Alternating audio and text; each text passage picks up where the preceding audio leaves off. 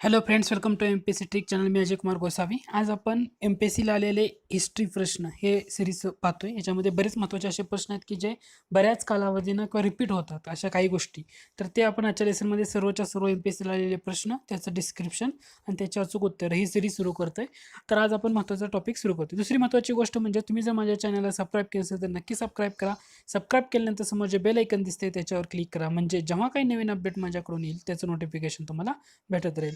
तर आज आपण वेळ न दवडता आपल्या लेसनला सुरुवात करू. आपला आजचा पहिला प्रश्न आहे तो म्हणजे 1874 मध्ये ज्योतिबा फुले यांनी टिंबटिंब यांच्या विनंतीवरून सत्यशोधक समाजाची शाखा मुंबई येथे सुरू केली.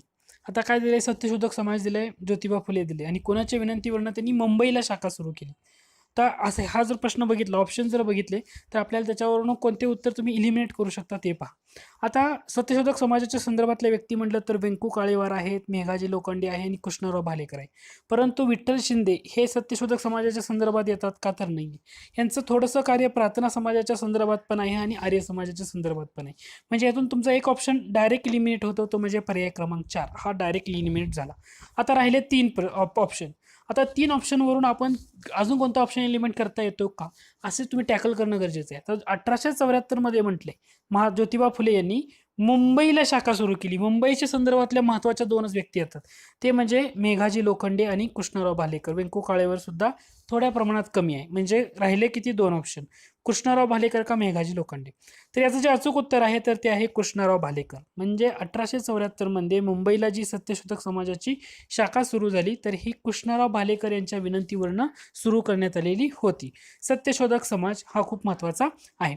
दुसरं म्हणजे कृष्णराव भालेकर यांचं महत्वाचं वृत्तपत्र म्हणजे दीनबंधू. कोणतं? दीनबंधू. दीनबंधू.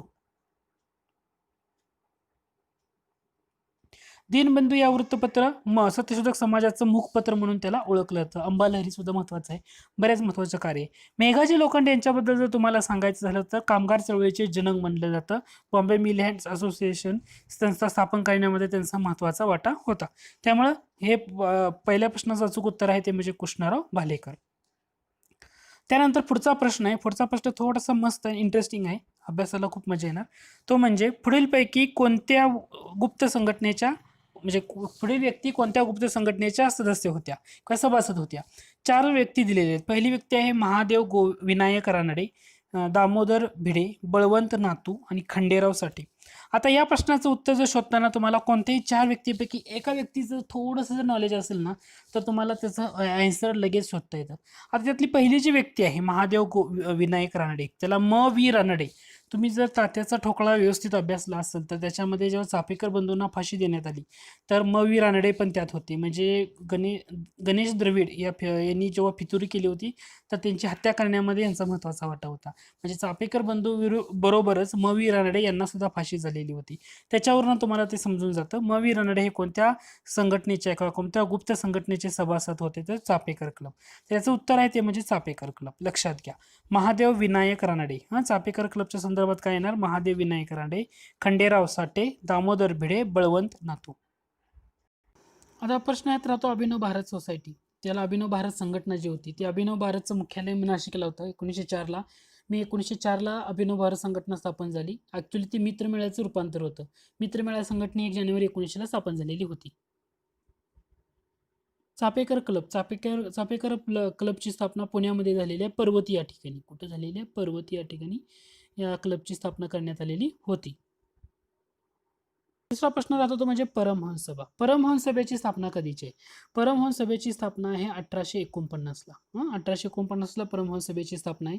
स्थापना आहे मुंबईला. कुठं आहे? मुंबईला याची स्थापना करण्यात आली होती. कुणी केली होती? तर दादोबा पांडुरंग तरखडकर ही महत्वाची व्यक्ती होती.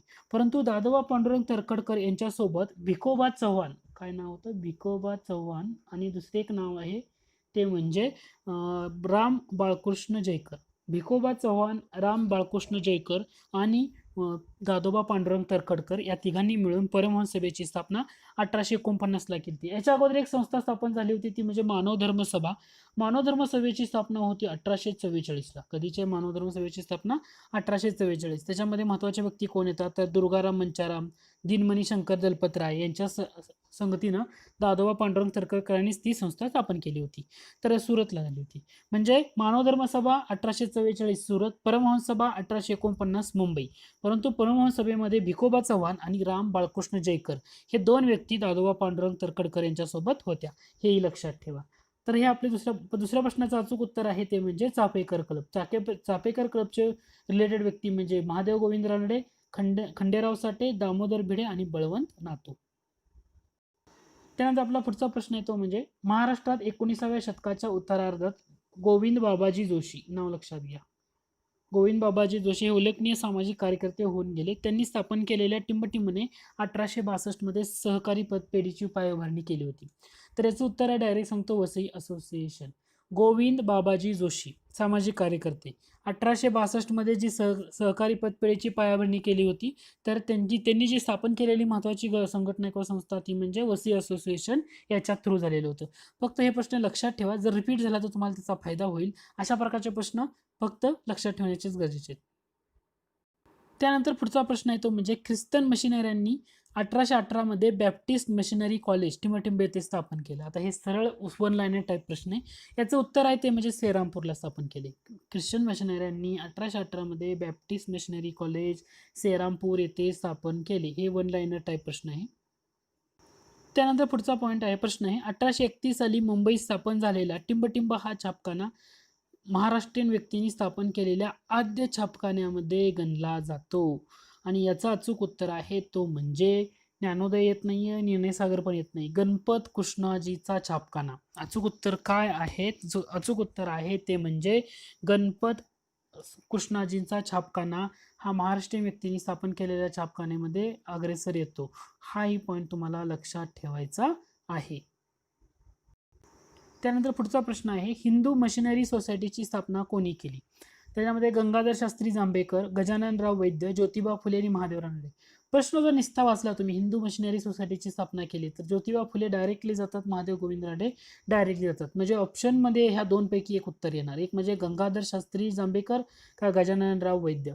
तर हिंदू मशिनरी सोसायटीची स्थापना कोणी केली तर ती केलेली आहे गजाननराव वैद्य यांनी. हे लक्षात ठेवा, गजाननराव वैद्य हिंदू मशिनरी सोसायटीची स्थापना. त्यानंतर पुढचा प्रश्न आहे तो म्हणजे महत्त्वाच्या इंग्रजी पुस्तकांचे उर्दू भाषामध्ये भाषांतर करण्यासाठी सय्यद अहमद खान यांनी टिंबटिंब ही संस्था स्थापन केली. तुम्ही जर नीट बघितलं तर त्यांनी स्थापन केलेली महत्त्वाची संस्था होती ती म्हणजे द सायंटिफिक सोसायटी. आणि हे सुद्धा हेच त्याचं अचूक उत्तर आहे. सायंटिफिक सोसायटी काय उपयोग कशासाठी केला होता तर इंग्रजी जे पुस्तक आहे तर त्याचं उर्दूमध्ये भाषांतर करण्यासाठी ॲक्च्युली सय्यद अहमद खान यांनी याची स्थापना केलेली होती. पुढचा प्रश्न आहे, जोड्या जुळवायच्या आहेत. अ गटामध्ये काही संस्था किंवा संघटना दिलीत, ब गटामध्ये काही व्यक्तींच्या दिल्या. आता ह्याच्यामध्ये तुम्ही जर नीट पाहिलं तर तुम्ही सार्वजनिक सभा तुम्ही लगेच ओळखू शकाल. सार्वजनिक सभा म्हटलं की अगोदर पुणे असोसिएशन नावानं संस्था स्थापन झाली होती आणि पुणे असोसिएशनचं पुढचंच नाव म्हणजे सार्वजनिक सभा. त्यामुळे तुम्हाला हे प्रश्नाला ड ला 4 कुठं आहे ते तुमचं अचूक उत्तर असणार. पर्याय जर बघितले तर पहिल्या पर्यायामध्येच आहे, त्यामुळे तुमचं ते अचूक उत्तर आहे. म्हणजे तुम्हाला जर अगोदरचं काही माहिती नसलं तर प्रश्न टॅकल करू शकता. जोडायला प्रश्न सोडवताना काय करायचं, जे एक्झॅक्टली तुम्हाला माहिती आहे लगेच बघितल्या नजरेत दिसतं, सार्वजनिक सभा म्हटलं का त्याचं लगेच सर्च करायचं, असं पाहायचं. आता याचं जे अचूक उत्तर आहे तर पहिलं येते, कारण ते आपण टॅकल केल्याप्रमाणे पाहिलं. आता आपण ते डिटेलमध्ये पाहूया. द लंडन इंडियन सोसायटी ही सुद्धा खूप महत्त्वाची आहे. ही सोसायटी स्थापन करण्यामध्ये महत्त्वाचा वाटा होता दादाभाई नौरोजी यांचा. आणि त्याच्यामध्ये जे सेक्रेटरी होते म्हणजे राष्ट्रीय काँग्रेसचे जे पहिले अध्यक्ष होते जे उमेशचंद्र बॅनर्जी, तर उमेशचंद्र बॅनर्जी या संघटनेचे सेक्रेटरी होते, हे लक्षात घ्या. हा पॉईंट ना एकदम वेगळा आहे. आणि आपण अगोदर बंगाल प्रांतातल्या ज्या महत्त्वाच्या संस्था किंवा भारताबाहेर स्थापन झालेल्या महत्त्वाच्या राष्ट्रवादी संस्था या टॉपिकमध्ये सुद्धा मी हा पॉईंट कव्हर केला होता आणि तिथं आवर्जून सांगितलं होतं. ह्याच्यामध्ये तुम्हाला काय लक्षात ठेवायचं तर उमेशचंद्र बॅनर्जी हे लक्षात ठेवायचं आहे. त्याच्यामुळं द लंडन इंडियन सोसायटी स्थापना कोणी केली तर दादाभाई नौरोजींचा महत्त्वाचा वाटा जरी असला तरी त्यात सेक्रेटरी होते उमेशचंद्र बॅनर्जी. उमेशचंद्र बॅनर्जी राष्ट्रीय काँग्रेसचे पहिले अध्यक्ष होते. त्याच्यानंतर ईस्ट इंडिया असोसिएशन कशासाठी होती तर हे जी सेवानिवृत्त इंग्रज अधिकारी होते ना तर त्यांची कमिटी होती. हे आपल्याला ऑलरेडी माहिती आहे, त्यामुळे पर्याय क्रमांक 2 नंबरला त्याची जोडी जुळते. इंडियन सोसायटीच्या संदर्भात महत्त्वाची व्यक्ती येते ते म्हणजे आनंद मोहन बोस. म्हणजे तुम्हाला 2 गोष्टी याच्यातून लक्षात ठेवणं गरजेचं आहे. पहिलं म्हणजे the London Indian society secretary म्हणलं की उमेशचंद्र बॅनर्जी, इंडियन सोसायटी म्हणलं की आनंद मोहन बोस. त्यामुळे पर्याय क्रमांक 1 हे त्याचं अचूक उत्तर असेल. त्याच्यानंतर आपला पुढचा प्रश्न आहे तो म्हणजे टिंबटिंब या कलकत्ता मेडिकल कॉलेजचा सेक्रेटरी असणाऱ्या व्यक्तीनं परीक्षा आयोजित करण्यासाठी विद्यापीठ स्थापन करण्याचा सल्ला दिला. आता ह्याच्यामध्ये तुम्हाला उत्तर शोधायचं आहे. तर या प्रश्नाचं उत्तर आहे पर्याय क्रमांक 2. फ्रेडरिक जॉन माउंट या कलकत्ता मेडिकल कॉलेजचा सेक्रेटरी होते. हे यांनी या व्यक्तीनं काय केलं होतं, परीक्षा आयोजित करण्यासाठी विद्यापीठ स्थापन करण्याचा सल्ला दिलेला होता. लक्षात ठेवा, फ्रेडरिक जॉन माउंट. आता काय केलेलं आहे, त्यांनी काही वाक्य दिलेली आहेत 4-5 आणि त्याच्यानुसार त्या व्यक्तीचं वर्णन ओळखायला सांगितले. पहिलं वाक्य आहे ते दूध मियाँ म्हणून ओळखले जात. त्यांच्या संघटनेचे कौशल्य होते. त्यांचे मुख्यालय बहादूरपूर येथे होते. जुलै 1857 मध्ये त्यांना अटक केले व अलीपूरच्या तुरुंगात ठेवले. 24 सप्टेंबर 1860 रोजी बहादूरपूर येथे ते मरण पावले. तर जे तुम्ही 1857चा उठाव याच्या संदर्भातले व्यक्ती पाहतोय. 1857च्या उठावाच्या, कारण जुलै 1857 मध्ये अटक झाली आणि तुरुंगात ठेवले, त्याच्यामुळे 1857 उठावाच्या संदर्भामध्ये येतात. तर त्याच्यामधून आपण 2-3 ऑप्शन त्या जागेला आपण रिमूव्ह करू शकतो. आता याचं उत्तर मी तुम्हाला सांगतो. याचं उत्तर आहे मोहम्मद मुशीन. तुम्ही जर डिटेलमध्ये याचा अभ्यास केला असेल तर तुम्हाला त्याचं उत्तर सांगता येतील. कारण दुदू मियाँ या नावाने ते ओळखले जात होते, मोहम्मद मुशीन. आणि मुख्यालय त्यांचं बहादूरपूरला होतं आणि तिथंच त्यांना अटक, म्हणजे तिथंच मरण पावले ते त्यांचा 24 सप्टेंबर 1860 मध्ये. जुलै 1870 मध्ये त्यांना अटक झाली होती आणि ते अलीपूरच्या तुरुंगात ठेवले होते. तर लक्षात ठेवा, मोहम्मद मुशीन दुदू मियाँ या नावाने ते ओळखले जात होते. आणि त्यांच्या संदर्भात फक्त एकच लक्षात ठेवायचं, ते म्हणजे बहादूरपूर मोहम्मद मुशीन.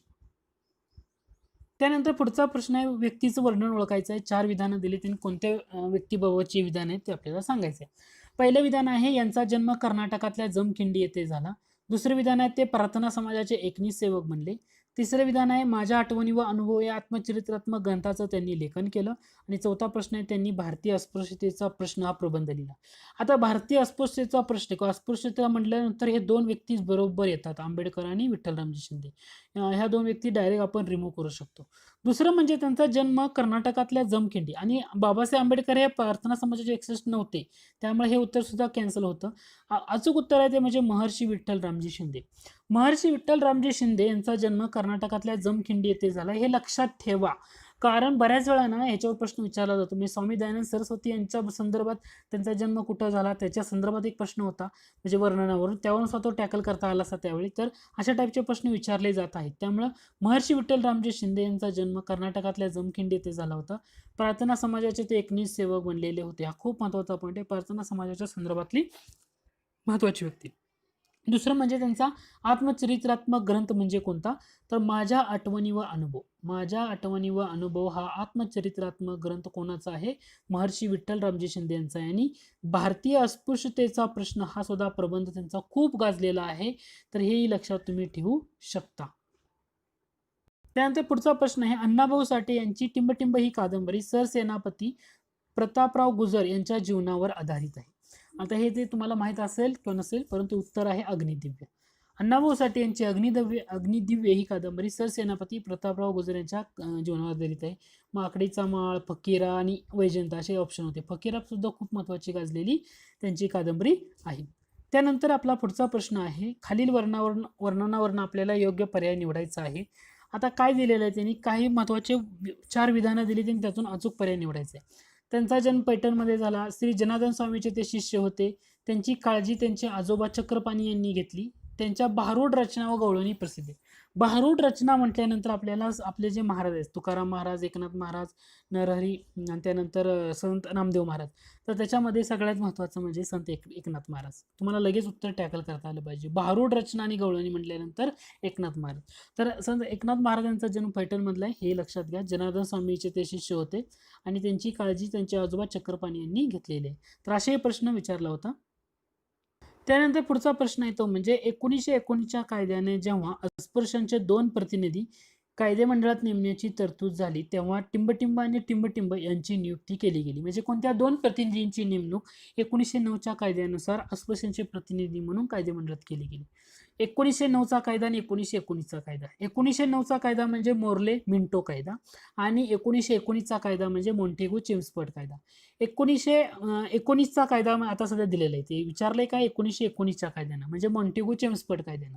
जेव्हा दोन अस्पृश्यांचे प्रतिनिधी कायदेमंडळात नेमण्याची तरतूद झाली, तर त्यामध्ये कोणते दोन गेले, तर डेफिनेटली ड ऑप्शन जातो, कारण बाबासाहेब आंबेडकर तर नाही. त्यानंतर वलंकर आणि शिवराम ज्ञानबा कांबळे हा सुद्धा जातो. महर्षी विठ्ठल रामजी शिंदे हा सुद्धा जातो. याचं जे अचूक उत्तर आहे ना ते पर्याय क्रमांक 3 आहे. 1919च्या कायद्याने अस्पृश्यांचे दोन प्रतिनिधी कायदेमंडळात नेमणे. त्यामध्ये पहिले येतात गवई आणि दुसरे येतात कालीचरण नंदागवळी. गवई आणि कालीचरण नंदागवळी. तर या लेसनमध्ये आपण एवढेच प्रश्न पाहतोय. आय होप हे लेसन तुम्हाला आवडलं असेल. जर आवडलं असेल तर जरूर लाईक करा. तुम्ही अजूनही माझ्या चॅनलला सबस्क्राईब केलं असेल तर नक्की सबस्क्राईब करा. लेसन आवडलं तर तुमच्या मित्रांना पण नक्की शेअर करा.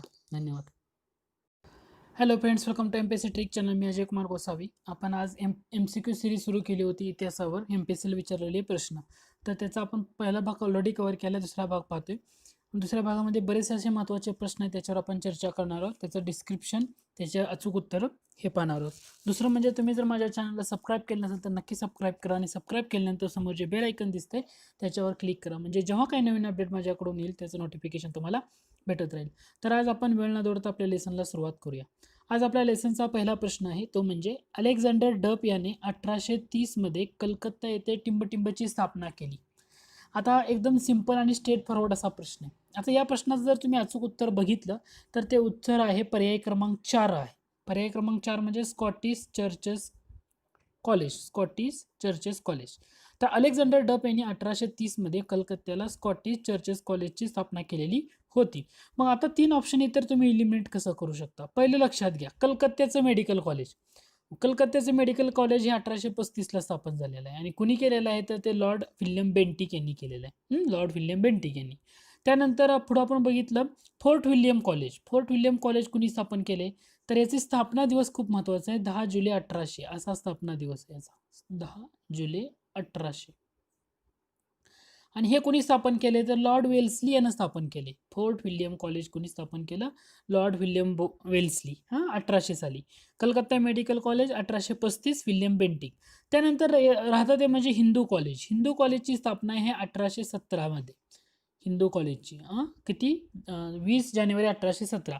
आता हिंदू कॉलेजच्या स्थापनेमध्ये पुढाकार घेण्यामध्ये काही महत्त्वाची नाव म्हणजे राजाराम मोहन रॉय आहे, राधाकांत देव आहेत, त्यानंतर रश्मी दत्त आहेत, राणी रश्मोनी आहेत, त्यानंतर डेव्हिड हेयर, हे सगळे हिंदू कॉलेजच्या स्थापनेमध्ये येतात. आणि राहिलं शेवटचं कुठलं, स्कॉटिश चर्चेस कॉलेज 1830. म्हणजे हे सर्व कॉलेज आहेत ना, तुम्हाला या प्रश्नामधून बराच रिव्हिजन होते. परत एकदा सांगतो, अलेक्झांडर डप 1830 कलकत्त्याला स्कॉटिश चर्चेस कॉलेज स्थापन केलं. फोर्ट विल्यम कॉलेजची स्थापना 1800 साली लॉर्ड वेल्सलीनं केली. कलकत्त्याचं मेडिकल कॉलेज 1835ला लॉर्ड विल्यम बेंटिकनं स्थापन केले आणि हिंदू कॉलेज 1817 साली स्थापन झालं होतं. त्याच्यामध्ये पुढाकार कोणी घेतला होता, तर राजा राममोहन रॉय, राधाकांत देव, त्यानंतर रश्मी दत्त, त्यानंतर राणी रश्मोनी, या सर्वांनी याच्यामध्ये पुढाकार घेतलेला होता. त्यामुळे एका प्रश्नामधून तुमचा बराचसा भाग कव्हर होऊ शकतो. त्यानंतर आपला पुढचा प्रश्न आहे, तो म्हणजे धार्मिक सलोखा राहावा म्हणून नाशिकमधील क्रांतिकारकांनी 1906 मध्ये टिंबटिंब जयंती साजरी केली. म्हणजे कोणाची जयंती साजरी केली होती, कबीर, मॅझेनी, आदिलशाह आणि अकबर. आता मॅझेनी म्हटलं तर इटलीचं तुम्हाला लक्षात येतं. नाशिक म्हटल्यानंतर तुम्हाला असं वाटतं नाशिक क्रांतिकारक म्हणलं की विनायक दामोदर सावरकर त्यांच्या संदर्भात. परंतु याचं जे अचूक उत्तर आहे तर ते आहे पर्याय क्रमांक 4 बरोबर, म्हणजे अकबर. हे लक्षात घ्या. म्हणजे धार्मिक सलोखा राहावा म्हणून नाशिकमधल्या ज्या क्रांतिकारकांनी 1906 मध्ये अकबर जयंती साजरी केलेली होती. परीक्षेला हे लक्षात ठेवू शकता तुम्ही. त्यानंतर आपला पुढचा प्रश्न आहे, तो म्हणजे अस्पृश्यांना मानवी हक्क मिळावे यासाठी लढणाऱ्या टिंबटिंब यांनी 1903 मध्ये सन्मार्ग बोधक निराश्रित समाज आणि 1907 मध्ये चोकामेळा मुलींची शाळा सुरू केली. असा प्रश्न विचारला. आता हा सुद्धा उत्तर सिंपल आहे, स्ट्रेट फॉरवर्ड. त्याचं जे अचूक उत्तर आहे तर ते आहे किसन फागोजी बनसोडे. किसन फागोजी बनसोडे यांनी सन्मार्ग बोधक निराश्रित समाज हा 1903ला स्थापन केला होता आणि 1907 साली काय स्थापन केलं होतं त्यांनी, तर चोकामेळा मुलींची शाळा हे 1907 साली स्थापन केलं होतं. किसन फागोजी बनसोडे किंवा त्यांना बनसोडे असंही म्हटलं जात होतं. त्यांनी ना महत्त्वाची 2 वृत्तपत्र सुरू केली होती. किसन पागोजी बनसोडे यांनी 2 महत्त्वाची वृत्तपत्र सुरू केली होती. एक सुरू केलं होतं ते 1910 साली केलं होतं आणि 1910 साली त्यांनी जे वृत्तपत्र सुरू केलं होतं, त्याला सुद्धा नाव निराश्रित हिंद नागरिक दिलं होतं. काय नाव दिलं होतं? निराश्रित हिंद नागरिक असं नाव दिलं होतं. आणि 1918 साली आणखी एक वृत्तपत्र त्यांनी सुरू केलं होतं 1918 साली आणि त्या वृत्तपत्राचं नाव होतं मजूर पत्रिका. लक्षात घ्या, किसन फागोजी बनसोडे यांनी 2 महत्त्वाची वृत्तपत्र सुरू केली होती.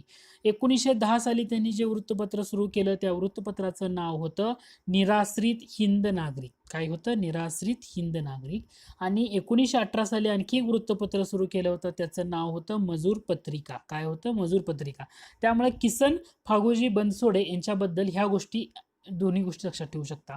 पहिलं लक्षात ठेवायचं आहे, त्यांनी अस्पृश्यांना हक्क मिळावे म्हणून 1903 साली सन्मार्ग बोधक निराश्रित समाज स्थापन केला. 1907 साली चोखा मेळा मुलींची शाळा सुरू केली. तिसरा पॉईंट लक्षात ठेवायचा आहे, 1910 साली निराश्रित हिंद नागरिक हे वृत्तपत्र सुरू केलं होतं आणि 1918 साली मजूर पत्रिका हे सुद्धा वृत्तपत्र सुरू केलं होतं. त्यामुळे त्यांच्या संदर्भातल्या या 4 गोष्टी नक्की लक्षात ठेवा. त्यानंतर पुढची महत्त्वाची व्यक्ती येते ते म्हणजे गोपाळबाबा वलंगकर. आता या प्रश्नामध्येच दिले तर तेही आपण एकदा शॉर्टमध्ये पाहूया. गोपाळबाबा वलंगकर यांना काय म्हटलं जातं, तर ते दलित समाजामधले पहिले वृत्तपत्र वार्ताहर म्हणून त्यांचा उल्लेख केला जातो. दलित समाजामधले पहिले वृत्तपत्र वार्ताहर म्हणून कोणाचा समावेश होतो किंवा कोणाचं वर्णन केलं जातं, तर ते गोपाळबाबा वलंगकर आहे. गोपाळबाबा वलंगकर यांचं सांगायचं झालं तर त्यांचा एक महत्त्वाचा ग्रंथ आहे, तो म्हणजे विटाळ विध्वंसन. तुम्ही ऐकलं पण असेल, वाचलं पण असेल. विटाळ विध्वंसन हा गोपाळबाबा वलंगकर यांचा महत्त्वाचा ग्रंथ 1888 सालचा आहे. किती सालचा आहे? 1888 सालचा विटाळ विध्वंसन. आणि या ग्रंथामधून त्यांनी अस्पृश्यतेचं खंडन केले. त्याचबरोबर 1890 साली ना त्यांनी एक महत्त्वाचं समाज संस्था स्थापन केली होती, त्याला अनार्य दोष परिहार समाज. अनार्य दोष परिहार समाज असं म्हटलं जातं. 1890 साली गोपाळबाबा वलंगकर यांनी अनार्य दोष परिहार समाज ही संस्था स्थापन केली होती. कशासाठी केली होती? तर अस्पृश्य निर्मूलनासाठी केली होती. आणि 1890ला त्यांनी जी संस्था स्थापन केली होती तर ते ठिकाण आहे दापोली. कुठं?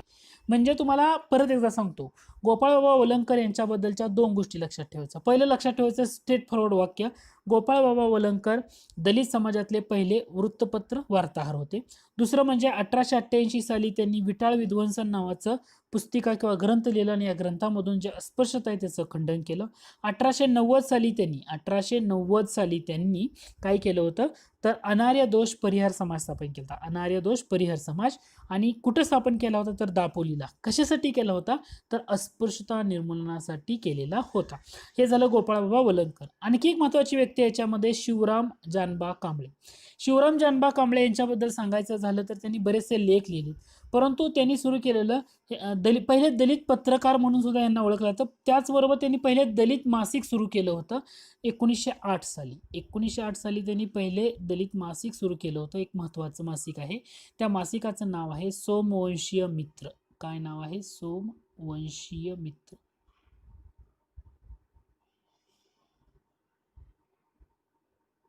लक्षात ठेवा, शिवराम जानबा कांबळे यांनी 1908 एक्झॅक्टली जर डेट तुम्हाला सांगायची झाली तर ती 5 जुलै आहे.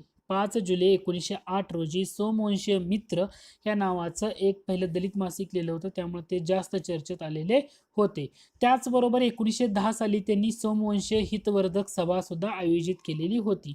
त्याचबरोबर दुसरी एक महत्त्वाची गोष्ट आहे ते म्हणजे शिवराम जानबा कांबळे यांच्याबाबत सप्टेंबर 1929च्या संदर्भातले. सप्टेंबर 1929 मध्ये पुण्यातलं जे पर्वती मंदिर प्रवेश सत्याग्रह झाला होता, पुण्यातला पर्वती मंदिर प्रवेश सत्याग्रह झाला होता, त्याचं नेतृत्व सुद्धा शिवराम जानबा कांबळे यांनी केलं होतं सप्टेंबर 1929 मध्ये. म्हणजे शिवराम जानबा कांबळे यांच्याबद्दल काय लक्षात ठेवायचं? पहिलं लक्षात ठेवा, 5 जुलै 1908 सोमवंशीय मित्र हे पहिले दलित मासिक सुरू केलं होतं. आणि दुसरं महत्त्वाचं गोष्ट म्हणजे पूर्णपणे स्वतःचा अग्रलेख लिहिणारे ते पहिले दलित पत्रकार होते. त्याचबरोबर त्यांनी 1910 साली सोमवंशी हितवर्धक सभा आयोजित केली होती. सप्टेंबर 1929 मध्ये पुण्यातलं जे पर्वती मंदिर आहे तिथं जे प्रवेश आंदोलनाचं झालं होतं त्याच्यामधलं नेतृत्व त्यांनी केलेलं होतं. आणि शेवटी विठ्ठलरामजी शिंदे म्हटलं तर डिप्रेस क्लासेस मिशन त्याच्यासाठी संदर्भात येते 1906 साली. तर हे सुद्धा तुम्ही लक्षात ठेवू शकता. तर यांच्याबद्दल आपण एवढ्या गोष्टी केल्या. दुसरं म्हणजे 1917ला जे कलकत्त्याचं अधिवेशन झालं, त्या अधिवेशनामध्ये महर्षी विठ्ठलरामजी शिंदे यांनी अस्पृश्य विरोधाचा ठराव मांडून घेतला होता, मांडला होता आणि ते संमत पण झालेला होता. यांच्याबद्दल एवढ्या गोष्टी जरी लक्षात ठेवल्या तरी मोर दॅन इनफ आहे. त्यानंतर आपला पुढचा प्रश्न आहे तो म्हणजे वरच्या ब्रह्मदेशला ब्रिटिश मुलुखात कोणी सामील करून घेतले? वरच्या ब्रह्मदेशला ब्रिटिश मुलुखात कोणी सामील करून घेतले? थोडासा मस्त महत्वाचा आणि एकदम भारी प्रश्न आहे. आता याचं जर उत्तर जर तुम्ही बघितलं तर अचूक उत्तर आहे लॉर्ड डफरीन. लॉर्ड डफरीन यांचा कार्यकाळ जर तुम्ही नीट पाहिला तर तो येतो 1884 ते 1888. म्हणजे जेव्हा राष्ट्रीय काँग्रेसची स्थापना झाली तेव्हा गव्हर्नर जनरल किंवा व्हाईसरॉय कोण होते? व्हाईसरॉय म्हणू शकतो त्यांना आपण, लॉर्ड डफरीन होते. लॉर्ड डफरीन मध्ये का लक्षात ठेवायचं आहे? कारण लॉर्ड डफरीन, आता ह्या ज्या प्रश्नाच्या संदर्भात थोडं पाहूया. या प्रश्नाच्या संदर्भात का लक्षात ठेवायचं आहे तर जानेवारी 1886 हे इयर लक्षात ठेवा, डेट. जानेवारी 1886 मध्ये जो उत्तर ब्रह्मदेश आहे तो भारतामध्ये विलीन करून घेतला होता. त्याला अप्पर बर्मा म्हटले, उत्तर. कारण तिसरं ब्रह्मयुद्ध झालं होतं ना, त्या तिसऱ्या ब्रह्मयुद्धामध्ये लॉर्ड डफरीन यांनी उत्तर ब्रह्मदेश भारतात विलीन करून घेतला होता. त्यामुळे वरच्या ब्रह्मदेशला ब्रिटिश मुलुखात कोणी सामील करून घेतले तर ते लॉर्ड डफरीन आहेत. लॉर्ड डफरीन यांच्या कार्यकाळामध्येच लोकसेवा आयोगाची स्थापना झाली होती. लॉर्ड डफरीन यांच्या कार्यकाळामध्ये लोकसेवा आयोगाची स्थापना झाली होती 1886 ला. कोणाच्या अध्यक्षतेखाली? चार्ल्स अचिसन. नाव काय? चार्ल्स अचिसन. लक्षात ठेवा, लॉर्ड डफरीन यांच्याच कार्यकाळामध्ये काय झालेलं होतं. तर ह्या गोष्टी मला लक्षात राहणं गरजेचं आहे. लोकसेवा आयोगाची स्थापना 1886 ला चार्ल्स अचिसन यांच्या नेतृत्वामध्ये किंवा अध्यक्षतेखाली झाला होता. 1887 साली लॉर्ड डफरीनच्याच कार्यकाळामध्ये पंजाब कुळ कायदा संमत करण्यात आला होता. पंजाब कुळ कायदा 1887 ला. हाही पॉईंट तुम्ही जरूर लक्षात ठेवू शकता. दुसरं महत्वाची गोष्ट म्हणजे लॉर्ड डफरीनच्या कार्यकाळामध्ये त्यांच्या ज्या पत्नी होत्या त्यांनी लेडी डफरीन फंड होता. तुम्हाला जर परीक्षेला असा प्रश्न विचारला, प्रश्न काय आहे? पंचदेह प्रकरण कोणत्या व्हाईसरॉयच्या संदर्भामध्ये आहे, असा जर तुम्हाला प्रश्न विचारला, पंचदेह प्रकरण कोणत्या व्हाईसरॉयच्या संदर्भामध्ये आहे, तर त्याचं उत्तर आहे लॉर्ड डफरीन. मग आता इथे लॉर्ड लॉरेन्स दिले. लॉर्ड लॉरेन्स म्हणजे सर जॉन लॉरेन्स किंवा असं म्हणू शकतं, किंवा तर याचं उत्तर तुम्ही फक्त आपलं झाले. त्यामुळे आपण पुढच्या प्रश्नाकडे जाऊया, लॉर्ड डफरीन. त्यानंतर आपला पुढचा प्रश्न आहे, 1866 मध्ये दादाबाई नौरोजींनी ईस्ट इंडिया असोसिएशनची लंडन येथे स्थापना केली होती. 1869 मध्ये तिची मुंबई शाखा स्थापन झाली. मुंबई शाखेचे अध्यक्ष कोण होते? 4 ऑप्शन दिलेत आणि अचूक उत्तर ओळखायचे. आता तुम्हाला याचं मी डायरेक्ट उत्तर सांगतो. अचूक उत्तर आहे ते म्हणजे भाऊ दाजी लाड. आता लक्षात घ्या, ईस्ट इंडिया असोसिएशन 1866 मध्ये दादाबाई नौरोजींनी स्थापन केली, परंतु याचे पहिले सेक्रेटरी होते उमेशचंद्र बॅनर्जी. कोण होते? उमेशचंद्र बॅनर्जी. कुठं स्थापन केली होती या ईस्ट इंडिया असोसिएशनची शाखा? ईस्ट इंडिया असोसिएशन लंडनला स्थापन केली होती. 1869 ला त्याची मुंबईमध्ये शाखा स्थापन झालेली होती, हे लक्षात घ्या. आणि या शाखेचं अध्यक्षपद दिलं होतं भाऊ दाजी लाड यांच्याकडं. भाऊ दाजी लाड यांच्याकडं. आता हा सुद्धा पॉईंट तुम्ही जर वाचला नीट असेल तर तुम्हाला लगेच सोडवता येईल असं मी तुम्हाला गॅरंटी देऊ शकत नाही, किंवा तुम्ही लगेच सोडवाल हे माझं चॅलेंज असणार आहे. का तर प्रश्न असा आहे तो म्हणजे वायव्येकडील प्रांतासाठी अलाहाबाद येथे महसूल मंडळाची नियुक्ती कोणी केली? प्रश्न नीट पहा. वायव्येकडील प्रांतासाठी अलाहाबाद येथे महसूल मंडळाची नियुक्ती कोणी केली? आता ह्या जर प्रश्नाचं अचूक उत्तर आहे तर ते उत्तर आहे लॉर्ड विल्यम बेंटिक. पर्याय क्रमांक 3 आहे. विल्यम बेंटिक यांच्याबद्दल सांगायचं झालं तर सती प्रतिबंधक कायदा आपण सांगू शकतो की 1829 ला झालेला, आणि त्याच्यामध्ये सहकार्य कोणी केलं होतं? राजाराम मोहन रॉय यांनी सहकार्य केलं होतं. त्याच्यानंतर सगळं झालं. परंतु यांच्याबद्दल आणखी एक गोष्ट तुम्ही लक्षात ठेवा, ते म्हणजे कुर्ग हे राज्य खालसा केलं. कोणी केलं? लॉर्ड विल्यम बेंटिक यांनी. कुर्ग हे राज्य खालसा कोणी केलं? प्रश्न जर तुम्हाला असा विचारला कुर्ग हे राज्य खालसा कोणी केलं, तर उत्तर आहे विल्यम बेंटिक. काय आहे? William Bentinck.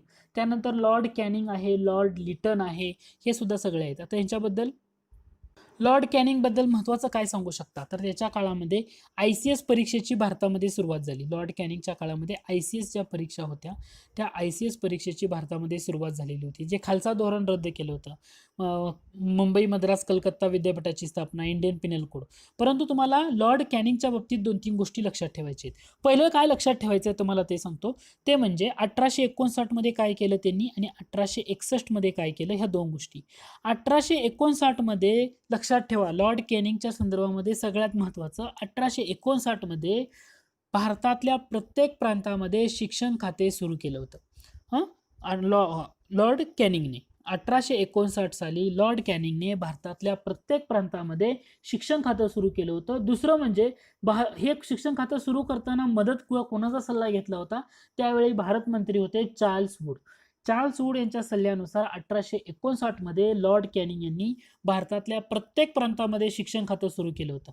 दुसरं, लॉर्ड कॅनिंग यांच्या संदर्भामध्ये तुम्हाला काय लक्षात ठेवायचं तर 1861 हे इयर लक्षात ठेवायचं आहे. का तर 1861 मध्ये कोलकाता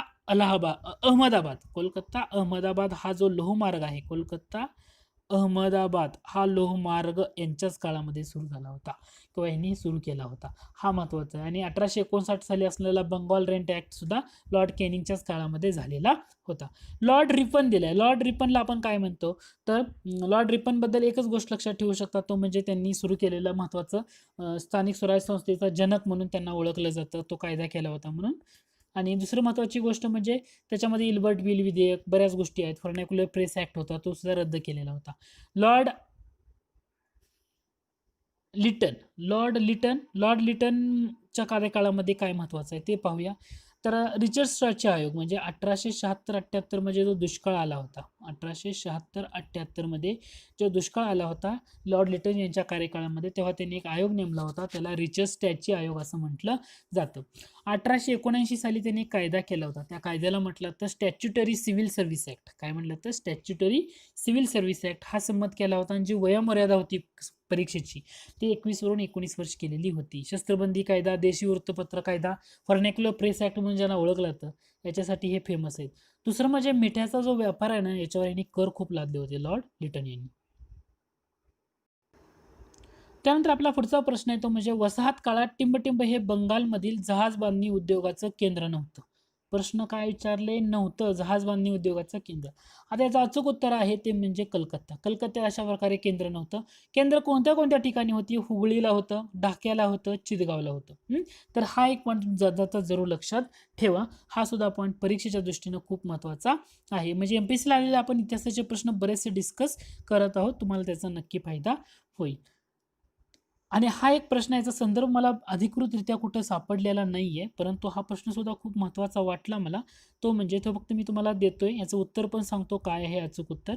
तर प्रश्न असा आहे तो म्हणजे जोड्या लावासाठी दिलाय, गोंडांचा सशस्त्र उठाव, साल्वींचा उद्रेक, थारावाड्डीचा उद्रेक, हे झाडाचे बंड. मला याचा अधिकृत संदर्भ कुठं सापडलेला नाहीये, त्यामुळं मी फक्त प्रश्न देतो आणि त्याचं उत्तर सांगतो. पर्याय क्रमांक 3 हे बरोबर आहे. म्हणजे गोंडांचा सशस्त्र उठाव, तर ते बलभद्रदेव ती व्यक्ती संदर्भामध्ये येते. साल्वींचा उद्रेक म्हटल्यानंतर ते कोण येतो, कोरेन पुढारी येतो. धारावाड्डीचा उद्रेक याच्यासाठी येतं गावंगी. आणि हेन झाडाचे बंड याच्यासाठी येतं नागा मॅथ हतून. या प्रश्नाला मला कोणता सोर्स सापडलेला नाही. तुम्हाला जर कुठला सोर्स मिळाला असेल तर नक्की कमेंट बॉक्समध्ये मेन्शन करा. मी फक्त तुम्हाला त्याचं उत्तर सांगितलं जे आयोगाने दिलेलं आहे. गोंडांचा सशस्त्र उठाव बलभद्रदेव, साल्वींचा उद्रेक कोरेन पुढारी, थारावाड्डीचा उद्रेक गावंगी आणि हेन झाडाचे बंड नागा मॅथ हतून. अधिकृत संदर्भ असं जर कुठं मिळाला, तुम्हाला सापडला असेल तर नक्की सांगा. तर या लेसनमध्ये आपण एवढ्याच इतिहास प्रश्नाची चर्चा केलेली आहे.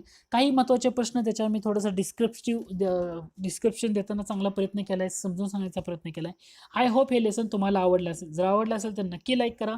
तुम्ही अजूनही माझ्या चॅनलला सबस्क्राईब केलं असेल तर नक्की सबस्क्राईब करा. लेसन आवडलं तर तुमच्या मित्रांना पण नक्की शेअर करा. धन्यवाद. Hello friends, welcome to MPSC trick channel. मी अजय कुमार गोसावी. MPSC ला आलेले प्रश्न इतिहास सेक्शन त्यातला तिसरा भाग आपण पाहतोय. ऑलरेडी 2 भाग डिस्कस केले होते. तिसऱ्या भागाला आपण सुरुवात करतोय. त्या भागाला सुरुवात करण्यापूर्वी तुम्ही जर माझ्या चॅनलला सबस्क्राईब केलं असेल तर नक्की सबस्क्राईब करा. आणि सबस्क्राईब केल्यानंतर समोर जे बेल आयकन दिसते त्याच्यावर क्लिक करा, म्हणजे जेव्हा काही नवीन अपडेट माझ्याकडून येईल त्याचं नोटिफिकेशन तुम्हाला भेटत राहील. तर आज आपल्या लेसनचा पहिला प्रश्न आहे तो म्हणजे थिओसॉफिकल सोसायटीविषयी पुढीलपैकी काय खरे आहे? दोन विधानं दिली आणि दोन विधानं बरोबर की चूक हे आपल्याला ओळखायचं आहे. आता या प्रश्नामधलं जे पहिलं विधान आहे तर ते विधान आहे थिओसॉफिकल सोसायटीच्या मान्यतेनुसार प्राचीन हिंदू धर्म हा जगातला सर्वात मोठा आध्यात्मिक धर्म होय. तर हे विधान बरोबर आहे, लक्षात घ्या. प्राचीन हिंदू धर्म जो आहे ना तो जगातला सगळ्यात मोठा आध्यात्मिक धर्म आहे असं थिओसॉफिकल सोसायटीच्या मतानुसार आहे. दुसरं विधान आहे थिओसॉफी म्हणजे सर्व धर्माचा तौलनिक अभ्यास करणे होय. तर हे सुद्धा विधान बरोबर आहे, म्हणजे दिलेली दोन्ही विधानं बरोबर आहेत. दुसरं म्हणजे तुम्हाला लक्षात आलं पाहिजे की थिओसॉफिकल सोसायटी म्हटल्यानंतर त्याचं इयर किती आहे, तर ते इयर आहे 1875 साली. थिओसॉफिकल सोसायटीची स्थापना 1875 साली अमेरिकेमध्ये झाली होती. अमेरिकेतलं कोणतं शहर आहे तर न्यूयॉर्क शहर आहे. अमेरिकेतल्या न्यूयॉर्क शहरामध्ये थिओसॉफिकल सोसायटीची स्थापना झालेली होती. हे लक्षात ठेवा. त्याचे संस्थापक मध्ये रशियाचे जे madam Helena Blavatsky, colonel Henry Steel Olcott आणि विल्यम कॉन जज हे होते. आता दुसरं म्हणजे थिओसॉफिकल सोसायटीचे पहिले अध्यक्ष कोण होते? त्यांचं नाव होतं कर्नल अल्कॉट. हे काय होते? थिओसॉफिकल सोसायटीचे पहिले अध्यक्ष होते. तर हे तुम्हाला लक्षात ठेवणं गरजेचं आहे. आता 1879 साली स्वामी दयानंद सरस्वती यांच्या आग्रहानुसार किंवा यांनी दिलेल्या निमंत्रणानुसार हे जे कर्नल ऑलकॉट आहेत आणि मॅडम ब्लॅव्हास्टिकी ह्या भारतात आल्या होत्या. 1882 साली, लक्षात ठेवायचं इयर आहे ते म्हणजे 1882. का महत्वाचं आहे तर 1882 साली मद्रास प्रांतामधलं अड्यार ठिकाण आहे. काय लक्षात घ्यायचं आहे? 1882 साली मद्रास प्रांतामधलं एक ठिकाण आहे, त्या ठिकाणाला नाव आहे अड्यार. तर या अड्यार हे ठिकाण त्यांचं थिओसॉफिकल सोसायटीचं केंद्र बनवण्यात आलेलं होतं. थिओसॉफिकल सोसायटीच्या आणखी एक महत्त्वाच्या व्यक्ती आहेत ते म्हणजे ॲनी बेझंट भारतामध्ये आल्या होत्या 1893 साली आणि त्यानंतर भारतातच बराच काळ त्यांनी घालवलेला आहे. 1907 पासून ॲनी बेझंटच्या बाबतीत एक गोष्ट लक्षात ठेवायची, 1907 ते 1933 एवढा प्रदीर्घ काळ यांनी थिओसॉफिकल सोसायटीच्या अध्यक्षा राहिलेल्या आहेत.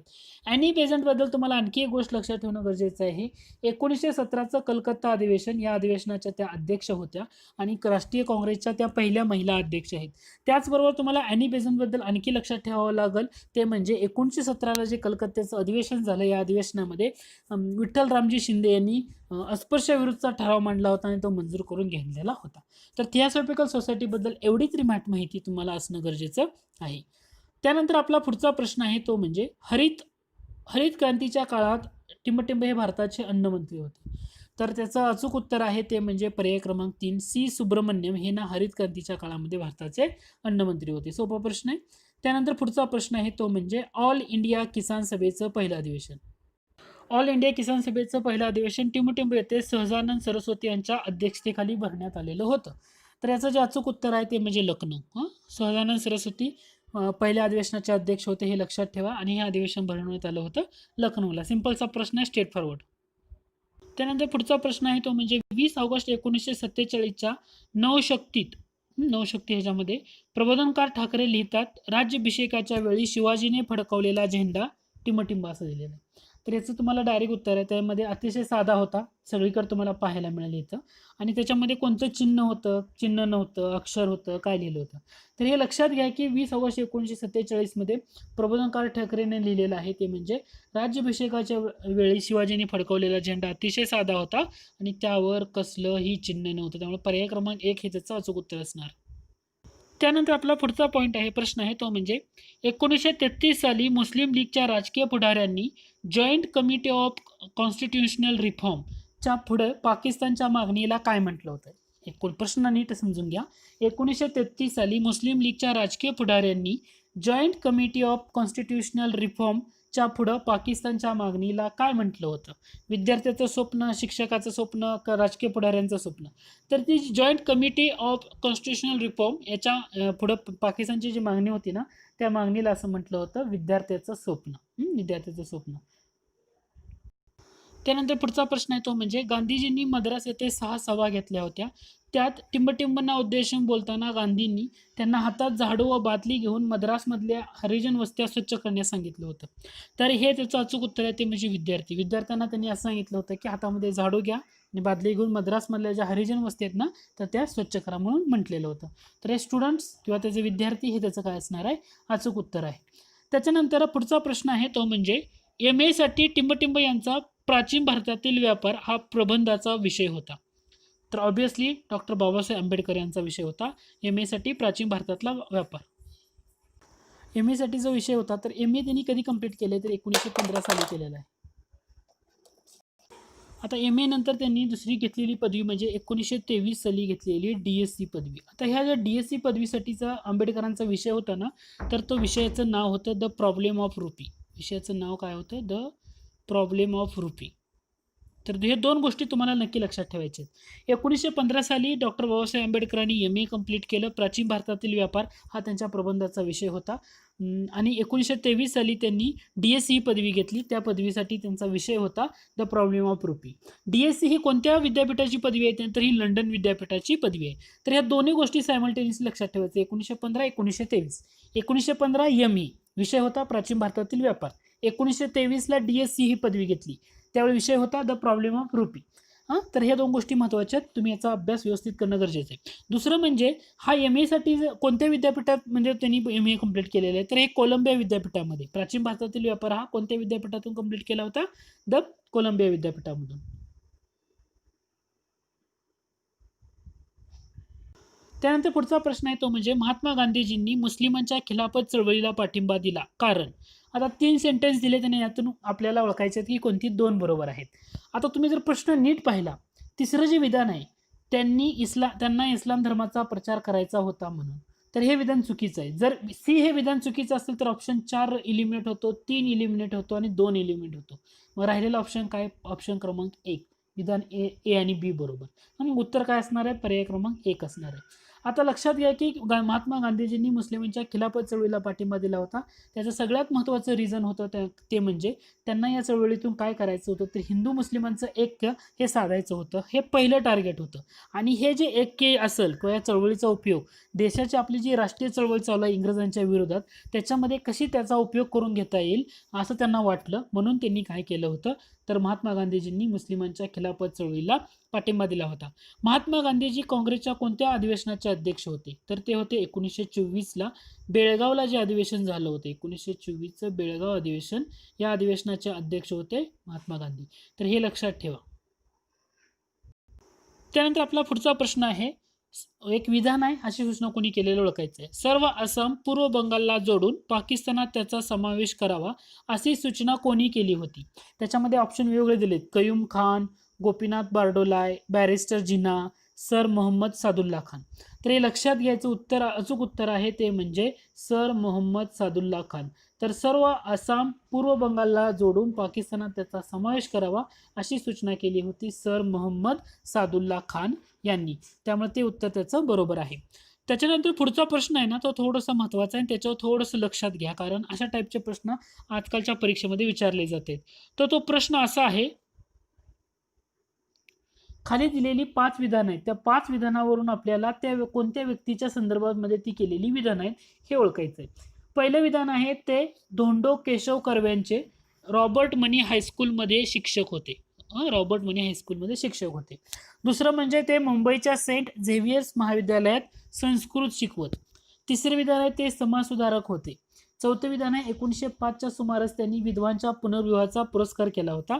आणि 5वं विधान आहे जाती व्यवस्था व अस्पृश्यता यांना त्यांनी कडाडून विरोध केला होता.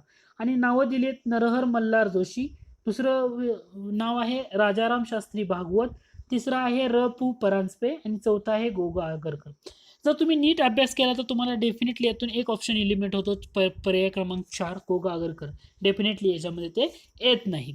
आता राहिले कोण, नरहर मल्हार जोशी, रघु परांजपे आणि राजाराम शास्त्री भागवत. आता या ज्या प्रश्नाचं अचूक उत्तर आहे तर ते आहे राजाराम शास्त्री भागवत. नक्की लक्षात ठेवा ना, काय महत्त्वाचं आहे सांगतो तुम्हाला. MPSC मध्ये अलीकडे जे प्रश्न विचारले जात आहेत तरी राजाराम शास्त्री भागवत यांच्यावर डेफिनेटली म्हणजे त्यांच्या अनुसरून प्रश्न जर विचारला नसला बऱ्याच पर्यायामध्ये ना यांचं नाव अलीकडच्या क्वेश्चन पेपरमध्ये तुम्हाला पाहायला मिळतं. त्यामुळे हे नाव महत्त्वाचं आहे.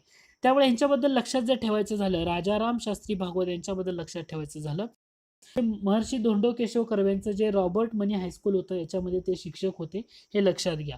मुंबईच्या सेंट झेवियर्स महाविद्यालयात त्यांनी संस्कृत शिकवलेलं आहे.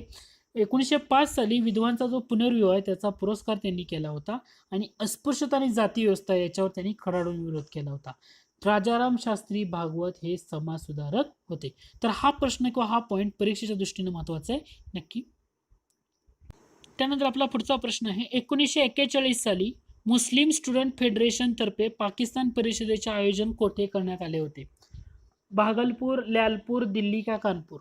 तर याचं अचूक उत्तर आहे ते म्हणजे ल्यालपूर. आता माझा तुम्हाला प्रश्न आहे, हे ल्यालपूर हे ठिकाण कोठे येतं, म्हणजे कोणत्या ठिकाणी येतं, हे कोणत्या देशामध्ये किंवा कोणत्या राज्यामध्ये अशा प्रकारे हे ठिकाण येतं, हे जर तुम्हाला उत्तर माहीत असेल तर कमेंट बॉक्समध्ये नक्की मेन्शन करा. त्यानंतर पुढचा प्रश्न आहे तो म्हणजे, सत्यशोधक समाजाच्या मुंबई शाखेची स्थापना टिंबटिंब यांनी केली. 4 नावं दिलेली आहेत, त्यामधून कुणी केली हे आपल्याला ओळखायचं आहे.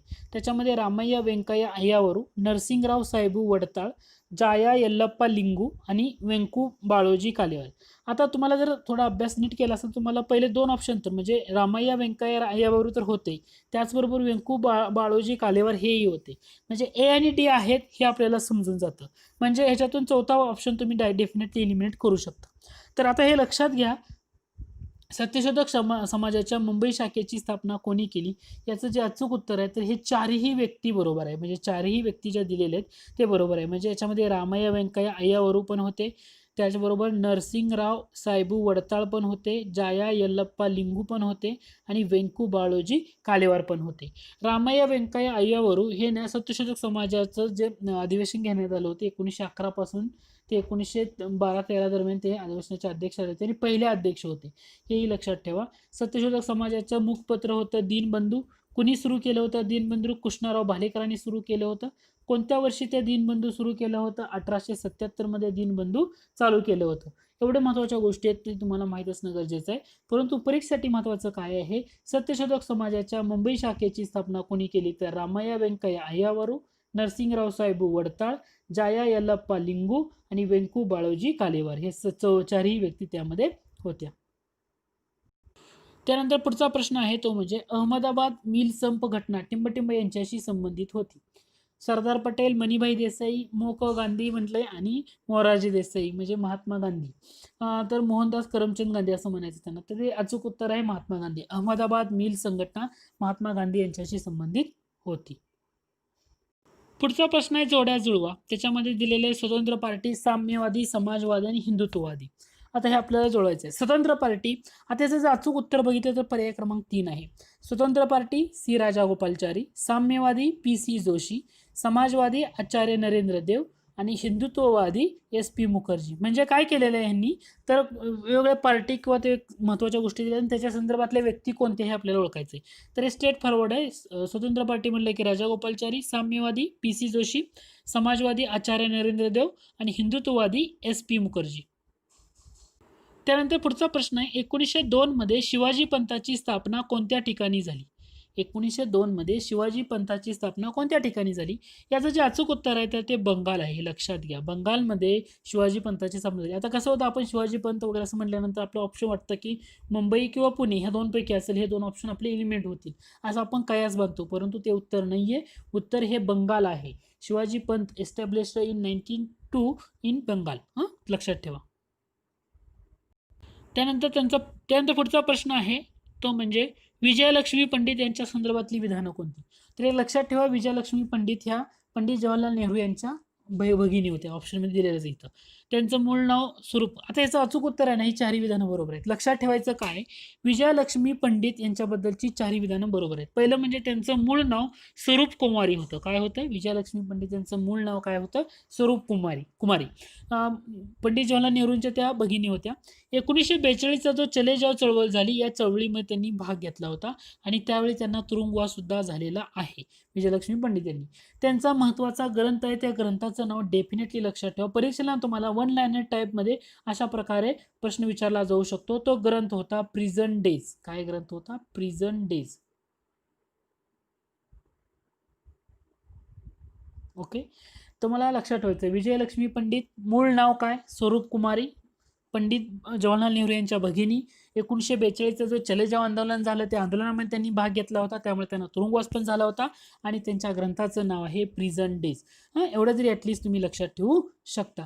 तर या लेसनमध्ये आपण एवढेच प्रश्न पाहतोय. आय होप हे लेसन तुम्हाला आवडलं असेल. जर आवडलं असेल तर जरूर लाईक करा. तुम्ही अजूनही माझ्या चॅनलला सबस्क्राईब केलं असेल तर नक्की सबस्क्राईब करा. Hello friends, welcome to MPSC trick channel. मी अजय कुमार गोसावी. एमपीएससीला विचारलेले इतिहासाचे प्रश्न याचा पुढच्या भागामध्ये आपलं स्वागत आहे. याच्यामध्ये आपण बरेच महत्त्वाचे प्रश्न आणि त्याची उत्तरं डिस्कस करणार आहोत. दुसरं म्हणजे तुम्ही जर माझ्या चॅनलला सबस्क्राईब केलं नसेल तर नक्की सबस्क्राईब करा आणि सबस्क्राईब केल्यानंतर समोर जे बेल आयकन दिसते त्याच्यावर क्लिक करा, म्हणजे जेव्हा काही नवीन अपडेट माझ्याकडून येईल त्याचं नोटिफिकेशन तुम्हाला भेटत राहील. तर आज आपण वेळ न दौडता आपल्या लेसनला सुरुवात करूया. आज आपल्या लेसनचा पहिला प्रश्न आहे तो म्हणजे इसवी सन 1818 नंतर महाराष्ट्रात माउंट स्टुअर्ट एल्फिन्स्टन यांनी विविध भागामध्ये अधिकारी नियुक्ती केले होते. ते भाग आणि त्यांच्या अधिकारी यांच्या आपल्याला जोड्या जुळवायच्या आहे. 4 भाग दिलेत: खानदेश, धारवाड, पुणे आणि अहमदनगर. आता याचं जे उत्तर आहे तर ते मला डायरेक्ट सांगतो मी. खानदेशामध्ये माउंट स्टुअर्ट एल्फिन्स्टन, तर ते गव्हर्नर होते मुंबईचे. तर त्यांनी खानदेशामध्ये कोणाची नियुक्ती केली होती तर कॅप्टन ब्रिग्ज यांची नियुक्ती खानदेशामध्ये केलेली होती. धारवाडमध्ये त्यांनी नियुक्ती केली होती थॅकरे यांची. धारवाडमध्ये कोणाची केली होती? थॅकरे यांची. पुण्यामध्ये हेनरी रॉबर्टसन यांची नियुक्ती केलेली होती आणि अहमदनगरमध्ये त्यांनी पॉटिंजर यांची नियुक्ती केलेली होती. ह्या चारही गोष्टी लक्षात ठेवायच्या आहेत. खानदेशमध्ये captain Briggs, Dharwad Thackeray, Pune Henry Robertson आणि अहमदनगरमध्ये पॉटिंजर यांची नियुक्ती केलेली होती. त्यानंतर आपला पुढचा प्रश्न आहे तो म्हणजे भारतीयांच्यातील राष्ट्रीयत्वाच्या भावनेला दाबून टाकण्यासाठी ब्रिटिश सरकारने पुढीलपैकी कोणते प्रतिगामी उपाय योजले होते. त्याच्यामध्ये ना वेगवेगळे ॲक्ट दिलेत. एक म्हणजे व्हर्नॅक्युलर प्रेस ॲक्ट आहे, आर्म्स ॲक्ट आहे, लायसन्स ॲक्ट आहे आणि लँड्स ॲक्ट आहे. आता या प्रश्नाचं उत्तर जर तुम्हाला टॅकल करायचं झालं तर तुम्ही टॅकल करू शकता. पहिलं म्हणजे व्हर्नॅक्युलर प्रेस ॲक्ट लॉर्ड लिटनच्या काळामध्ये केला गेला होता आणि ब्रिटिश सरकारनं राष्ट्रीयत्वाच्या भावनेला जाऊन दडपून टाकण्यासारखाच हा कायदा होता. म्हणजे ह्यामध्ये ए ऑप्शन डेफिनेटली असणार, म्हणजे ऑप्शन 2 नंबरचा हा कॅन्सल होणार, कारण त्याच्यामध्ये ए ऑप्शन नाहीये. इथं ए आहे, इथं ए आहे, इथं ई आहे, म्हणजे ए तर डेफिनेटली असणार. दुसरं म्हणजे इथं सी आहे, इथं सी आहे आणि इथं सी आहे, त्यामुळं सी. लायसन्स ॲक्ट सुद्धा डेफिनेटली असणार. दुसरं म्हणजे आर्म्स ॲक्ट. आर्म्स ॲक्ट होता का? प्रश्न असा आहे, आर्म्स ॲक्ट होता का? तर आर्म्स ॲक्ट सुद्धा आहे. म्हणजे vernacular press act, arms act आणि लायसन्स ॲक्ट हे तिन्ही ॲक्ट होते. परंतु लँड्स ॲक्टनं काय भारताच्या राष्ट्रीयत्वाच्या भावनेला दडपून टाकलेलं नाहीये, तर त्यामुळे तो पर्याय येणार नाहीये. म्हणजे याचं जे अचूक उत्तर असणार आहे तर ते पर्याय क्रमांक 4 असणार आहे. तर ब्रिटिश सरकारने व्हर्नॅक्युलर प्रेस ॲक्ट म्हणजे 1878 ते 80च्या दरम्यान जो महत्त्वाचा कायदा केला गेला होता लॉर्ड लिटनच्या काळामध्ये, लायसन्स ॲक्ट सुद्धा होता आणि आर्म्स ॲक्ट, आता हे सुद्धा कायदे होते. ज्या कायद्यानुसार ब्रिटिश सरकारनं भारतीयांच्यातल्या राष्ट्रीयत्वाच्या भावनेला दडपून टाकलं होतं, त्याच्यामध्ये लँड्स ॲक्ट येणार नाही. त्यानंतर पुढचा प्रश्न आहे, ब्राह्मो समाज स्थापन करण्यापूर्वी राजाराम मोहन रॉय यांनी 1815 साली आत्मीय सभा स्थापन केली आणि त्यावेळी त्यांच्याबरोबर खालीलपैकी कोणते सहकारी होते, आणि बरेच सहकाऱ्यांची नावं दिलीत. याच्यामध्ये एकूण 8 नावं दिलेली आहेत. त्यामध्ये कोणते नव्हते हे आपल्याला ओळखायचं आहे. आता ऑप्शनचं जर तुम्ही व्यवस्थित ॲनालिसिस केलं तर तुम्हाला एक गोष्ट प्रकर्षानं जाणवते. केशवचंद्र सेन आणि देवेंद्रनाथ टागोर हे ब्राह्मो समाजानंतर, म्हणजे राजाराम मोहन रॉय यांच्यानंतर ब्राह्मो समाजाचे उदयाला आलेले महत्त्वाचे नेते होते. त्याच्यामुळं डी ऑप्शन तर डेफिनेटली यातून इलिमिनेट होणार आहे. जर डी ऑप्शन डेफिनेटली इलिमिनेट होणार आहे तर पहिला पर्याय इलिमिनेट होणार, दुसरा पर्याय सुद्धा इलिमिनेट होणार, डी ऑप्शन त्यामध्ये आहे, आणि चौथा पर्याय सुद्धा इलिमिनेट होणार. म्हणजे राहिला कुठला पर्याय तर पर्याय क्रमांक 3 हे बरोबर आहे. आता हा जो प्रश्न आहे हा कुठून टॅकल झालेला आहे किंवा कुठून पडलेला आहे, तर जे मराठी विश्वकोश खंड आहे, या मराठी विश्वकोश मध्ये आहेच्या तशी नावं दिलेली आहेत, तर त्यामुळे तिथून हा प्रश्न पडलेला आहे. ब्राह्मो समाज स्थापन करण्यापूर्वी राजाराम मोहन रॉय यांनी 1815 साली कोणती सभा स्थापन केली होती? आत्मीय सभा. त्या आत्मीय सभेमध्ये कोणते लोक होते तर द्वारकानाथ टागोर, प्रसन्नकुमार टागोर, डॉक्टर राजेंद्रलाल मिश्र, राजा कली, शंकर घोषाल आणि आनंद प्रसाद बॅनर्जी हे सर्वच्या सर्व लोक त्या ब्राह्मण समाजाच्या अगोदर स्थापन करण्यात आलेल्या आत्मीय सभेमध्ये महत्त्वाचे सदस्य किंवा सहकारी त्यांच्यासोबत होते. 1815 नंतर त्यांनी 1822 साली आणखी एक संघटना स्थापन केली. त्या संघटनेचं नाव आहे British India Unitarian association. British India Unitarian association. आणि ही जी 1815ची संस्था म्हणजे आत्मीय सभा आणि 1822ला स्थापन केलेली ब्रिटिश इंडिया युनिटेरियन असोसिएशन यांच्या एकत्रीकरणातून त्यांनी एक संस्था स्थापन केली. त्या संस्थेचं नाव आहे ब्राह्मो समाज. ती स्थापन केली होती 20 ऑगस्ट 1828ला. कधी स्थापन केली होती? 20 ऑगस्ट 1828ला. म्हणजे ही जी ब्राह्मो समाजाची स्थापना आहे ना, तर ही 20 ऑगस्ट 1828 रोजी केलेली आहे. हे लक्षात ठेवा, पहिले महत्वाची. ब्राह्मो समाजाचे प्रमुख तत्वेमध्ये काय येणार, तर त्यांचे एकेश्वरवाद आणि मूर्तीपूजा निषिद्ध. मूर्तीपूजेचा निषिद्ध करणं, ही दोन महत्वाची तत्व होती. आता तुम्हाला राजाराम मोहन रॉय म्हटल्यानंतर त्यांच्याबद्दल काही गोष्टी माहीत असणं गरजेचं आहे. ते म्हणजे त्यांनी सुरू केलेले 3 कॉलेजेस. राजाराम मोहन रॉय यांनी सुरू केलेले महत्वाचे 3 कॉलेजेस सुद्धा तुम्ही लक्षात घ्या. पहिलं कॉलेज आहे ते म्हणजे हिंदू कॉलेज. पहिलं महत्वाचं त्यांनी स्थापन केलेलं कॉलेज आहे ते म्हणजे हिंदू कॉलेज. हे स्थापन केलं होतं त्यांनी 1817 मध्ये. हिंदू कॉलेज कधी स्थापन केले? 1817ला. ऑब्विसली ठिकाण हे कोलकाताच आहे. आणि त्यांच्यासोबतचे जे सहकारी होते त्या सहकाऱ्यांचं नाव आहे David Hare. David Hare Hindu कॉलेजच्या स्थापनेमध्ये त्यांच्यासोबत होते. त्यानंतर त्यांनी आणखी एक कॉलेज स्थापन केलं होतं 1822 साली. म्हणजे 1822ला त्यांनी ब्रिटिश इंडिया युनिटेरियन असोसिएशन आणि आणखी एक कॉलेज सुरू केलं होतं. त्या कॉलेजला म्हटलं जातं अँग्लो हिंदू कॉलेज. काय म्हटलं जातं? Anglo Hindu college. हे सुद्धा त्यांनी कलकत्त्याला स्थापन केलेलं होतं. आणि 1826 साली त्यांनी तिसरे एक कॉलेज स्थापन केलं. त्या कॉलेजचं नाव आहे वेदांत कॉलेज. लक्षात घ्या, वेदांत कॉलेज 1826ला स्थापन केलं होतं राजाराम मोहन रॉय यांनी. वेदांत कॉलेज. वेदांत कॉलेज कशासाठी केलं होतं? तर हिंदू एकेश्वरवादाच्या प्रसारासाठी त्यांनी हे सुरू केलं होतं. त्यामुळे तुम्हाला जर परीक्षेला प्रश्न विचारला तर राजाराम मोहन रॉय यांचं शैक्षणिक विषय कार्य आणि धार्मिक सुधारणा कार्य हे तुम्हाला लक्षात ठेवणं गरजेचं आहे. शैक्षणिक विषय कार्यामध्ये 3 कॉलेजेस 1817, 1822 आणि 1826ला. 1817ला त्यांनी हिंदू कॉलेज सुरू केलं कलकत्त्याला डेव्हिड हेयर यांच्या मदतीनं. 1822 साली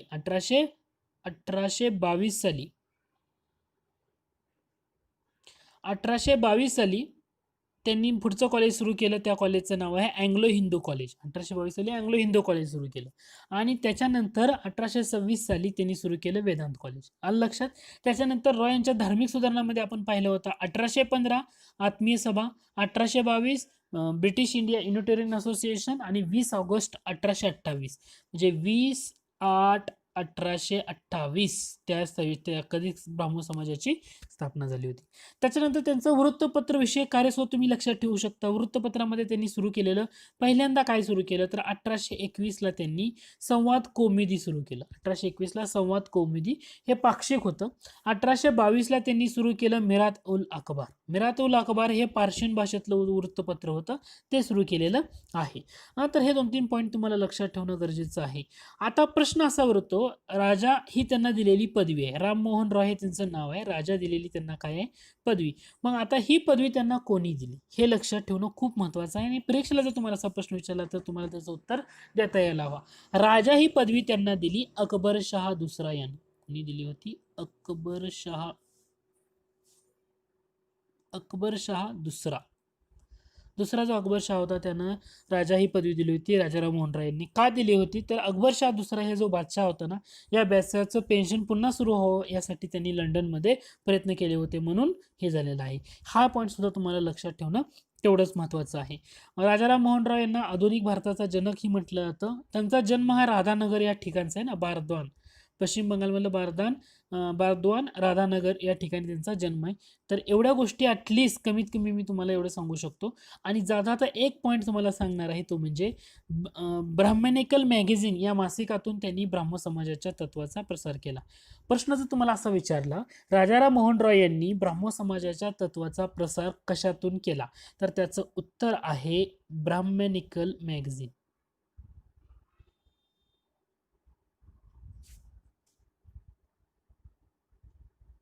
ब्राह्मणिकल मॅगझिन. ओके.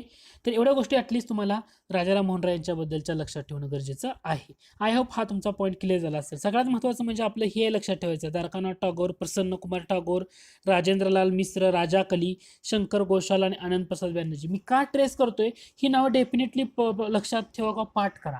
का तर परीक्षेला जर समजा असा प्रश्न नाही विचारला, फिरवून जर विचारला, तर तुम्हाला ते समजलं पाहिजे. राजा कली हे नाव सुद्धा राजाराम मोहन राय यांचे सहकारी होते, हे समजलं पाहिजे तुम्हाला. किंवा आनंद प्रसाद बॅनर्जी हे सुद्धा राजाराम मोहन राय यांचे सहकारी होते, हे तुम्हाला कळालं पाहिजे. त्यासाठी 2-3 ही नावं एकदम पाठ करून ठेवण्याचा प्रयत्न नक्की करा.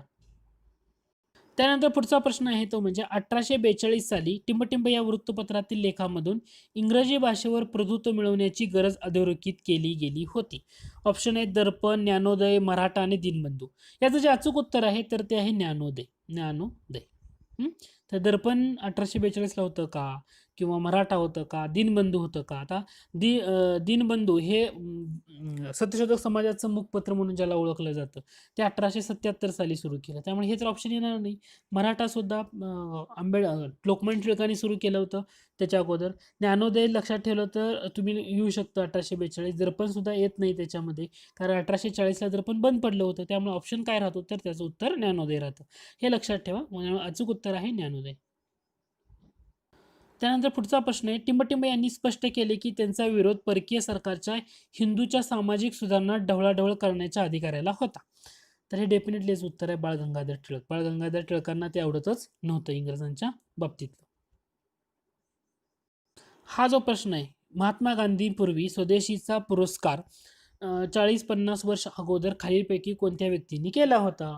आता याचं जर उत्तर आहे, तुम्ही जर तात्याचा ठोकळा एक नीट आणि व्यवस्थित वाचला असेल, त्यापैकी वासुदेव बळवंत फडके आणि गणेश वासुदेव जोशी यांच्याबद्दल थोडंसं नीट ॲनालिसिस करून जर नीट वाचलं असेल लाईन टू लाईन, तर तुम्हाला याचं उत्तर डेफिनेटली सांगता येईल.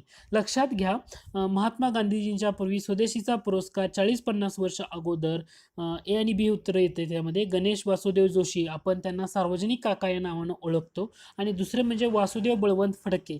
महाराष्ट्रातले आद्य क्रांतिकारक म्हणून ज्यांना ओळखलं जातं ते म्हणजे वासुदेव बळवंत फडके. या दोघांनीच केलेला होता. दादोबा पांडुरंग तरखडकर, आत्माराम पांडुरंग तरखडकर त्यामध्ये येत नाही.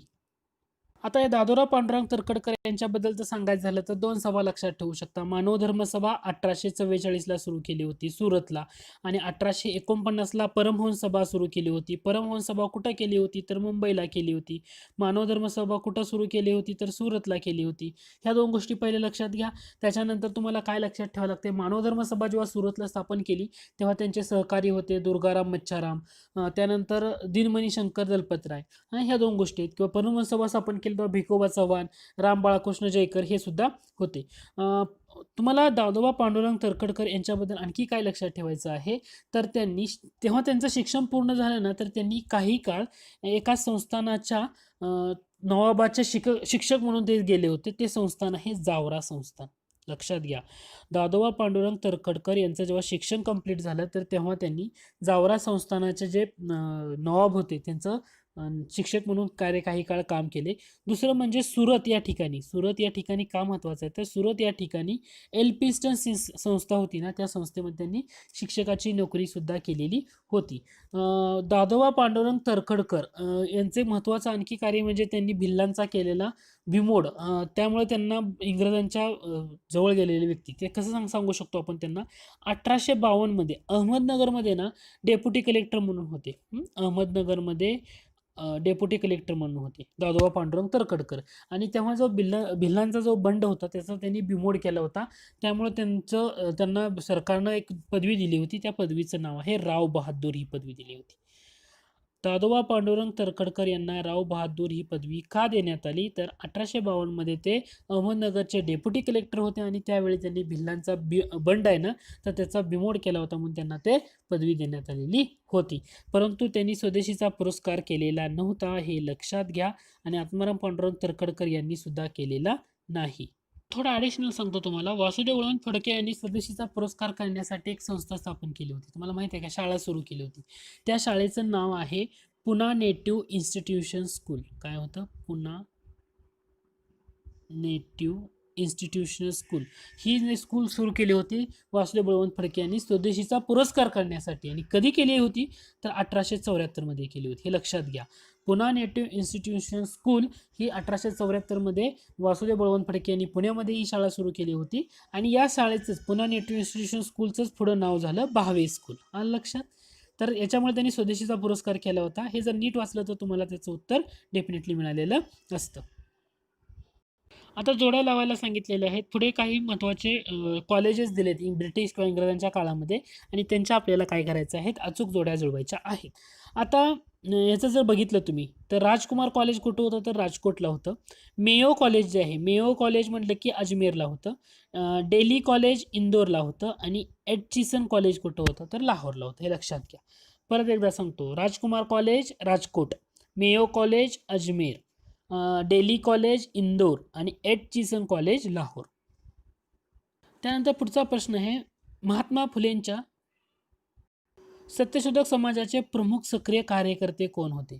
आणि याच्यामध्ये बरेच ऑप्शन आणि हे दिलेलं आहे, तुम्हाला याच्यातलं अचूक उत्तर शोधायचं आहे. आता एक लक्षात घ्या, या प्रश्न हा डेफिनेटली सरळ आहेच्या तसा उचलला आहे मराठी विश्वकोश खंडमधून. मराठी विश्वकोश खंडमध्ये जो सत्यशोधक समाजाबद्दलची बरीचशी माहिती दिली आहे, त्याच्यामध्ये कार्यकर्ते दिले, त्यांचे सत्यशोधक समाजाच्या संदर्भातले वृत्तपत्र दिलेत, आहेचे तशी नाव आहेत. आता याच्यामध्ये तुम्हाला जर प्रश्न टॅकल करायचा झाला तर तुम्हाला बऱ्याच गोष्टी नक्की लक्षात येतील. फक्त एक, आता कृष्णराव भालेकर तर असणार आहेत का, असणार आहेत. त्यानंतर नारायण मेघाजी लोखंडे हे सुद्धा होते, विश्राम घोले हे सुद्धा होते. आता मामा परमानंद होते का हरी चिपळूणकर होते, याच्यावरून तुम्हाला तो प्रश्न टॅकल करायचा आहे. एक लक्षात घ्या, महात्मा फुले यांचा सत्यशोधक समाजाचे प्रमुख सक्रिय कार्यकर्त्यामध्ये मामा परमानंद येत नाहीत, त्यामुळं 1 नंबरचा ऑप्शन गेला.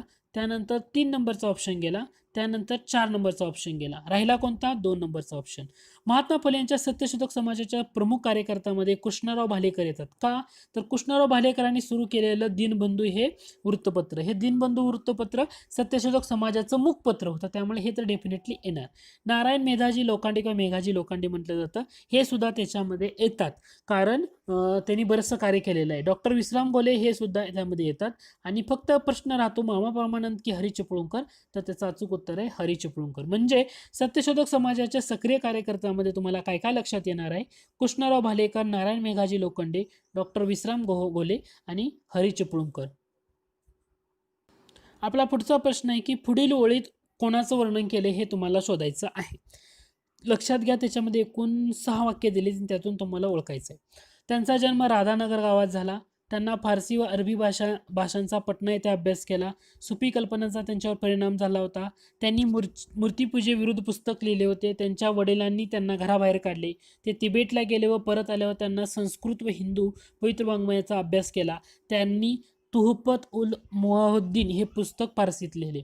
आता ह्याच्यामधून गदाधर चट्टोपाध्याय, ईश्वरचंद विद्यासागर, केशवचंद्र सेन आणि राजाराम मोहन राय.